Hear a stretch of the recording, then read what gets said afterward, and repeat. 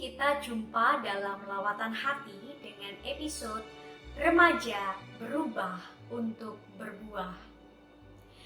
Bapak Ibu Saudara yang dikasihi oleh Tuhan, film Pay It Forward menceritakan tentang seorang anak bernama Trevor yang berusia 12 tahun dan sedang mendapatkan tugas dari gurunya. Tugasnya ini sangat menantang, yakni mengubah dunia dengan ide dan gagasannya sendiri. Pada akhirnya Trevor mengajukan sebuah gagasan Pay It Forward, yaitu melakukan bantuan yang dibutuhkan kepada 3 orang berbeda. Dan setiap orang yang telah ditolongnya harus menolong 3 orang lainnya dan seterusnya. Mulanya gagasan Trevor ini diragukan, tetapi di kemudian hari ada begitu banyak orang yang memberikan penghormatan bagi Trevor. Saudara, film tersebut menggugah kesadaran kita bahwa diperlukan sikap yang tepat dalam menghadapi dunia dengan segala gejolaknya. Hal yang sangat wajar kalau dunia mengalami perubahan, salah satunya dalam bidang ilmu pengetahuan dan teknologi. Tetapi sangat disayangkan apabila manusia menyalahgunakan kemajuan tersebut sehingga sikap individualis dan kemerosotan moral tak dapat terhindarkan. Kita sebagai orang tua tentu tidak menginginkan hal itu terjadi di dalam kehidupan anak-anak kita, secara khusus anak-anak kita yang berusia remaja. Bagaimanakah kita sebagai orang tua dan para remaja menyikapi persoalan tersebut? Firman Tuhan di dalam Roma pasal 12 ayat yang kedua berkata, "Janganlah kamu menjadi serupa dengan dunia ini, tetapi berubahlah oleh pembaharuan budimu, sehingga kamu dapat membedakan manakah kehendak Allah, apa yang baik, yang berkenan kepada Allah, dan yang sempurna." Rasul Paulus hendak mengingatkan kepada kita agar jangan sampai kehidupan kita memberikan sinyal untuk setuju dibentuk dengan mengikuti cara dunia yang tidak berpusat pada Tuhan.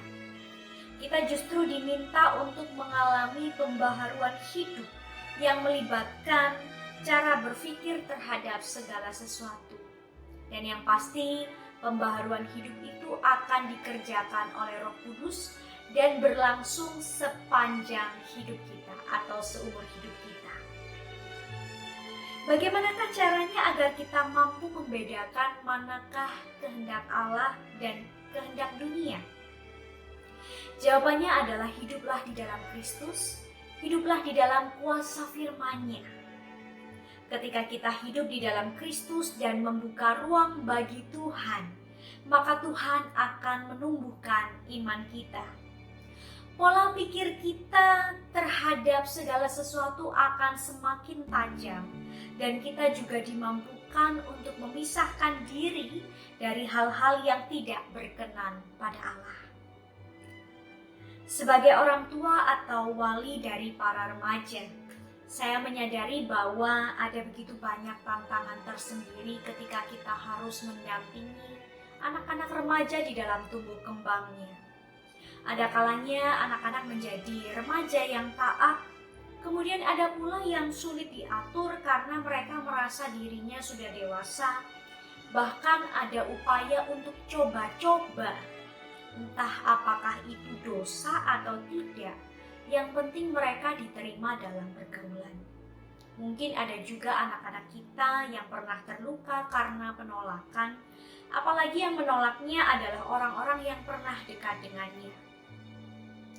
Para remaja sejatinya bukan hanya berharap agar segala kebutuhan sekolahnya tercukupi, tetapi jauh dari lubuk hati yang paling dalam, mereka sangat rindu untuk berbagi canda tawa dengan kita.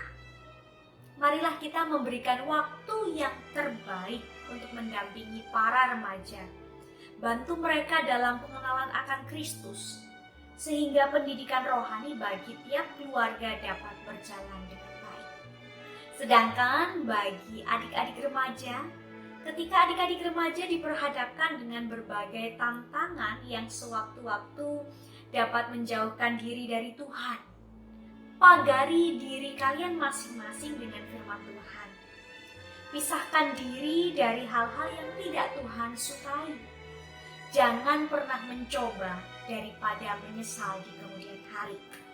Mari kita melawan kejahatan, kebencian, iri dengki, permusuhan, tindakan perundungan dengan menebar kebaikan dan kebenaran, sehingga kita dimampukan pada tujuan hidup utama, yakni hidup berdasarkan kehendak Allah dan berbuah bagi kemuliaan-Nya. Tuhan Yesus memberkati.